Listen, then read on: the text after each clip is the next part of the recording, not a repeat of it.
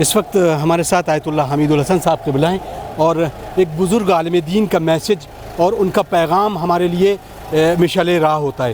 نوجوانوں کے لیے، خاص طور سے امت مسلمہ کے لیے اس وقت ایک بزرگ عالم دین کا میسج، اور خاص طور سے ہم ان سے آج کے اس تناظر میں بات کریں گے.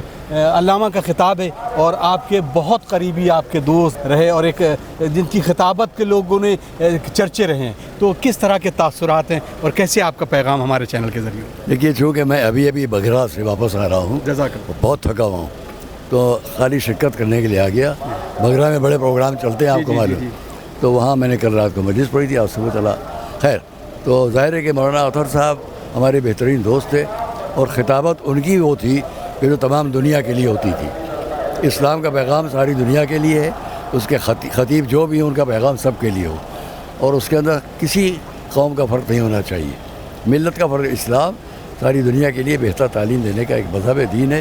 ہم اسی کو اس طرح پیش کریں، یہی خطابت ہے. اگر صرف ایک سوال جی کہ غدیر کے حوالے سے آپ کا کیا پیغام ہوگا، کیونکہ غدیر واقعی وہ بنیاد ہے جس کو ہم عید اکبر بھی کہتے ہیں. کہہ دیتے ہیں کہ غدیر میں 1,20,000 کا مجمع تھا، جو رسول کے سامنے کا مجمع تھا. آج اگر اتنا بڑا مجمع ہم یہاں دیکھ رہے ہیں تو یہ اسی کا تاثر ہے کہ اس طرح مجمع ہم دیکھتے ہیں.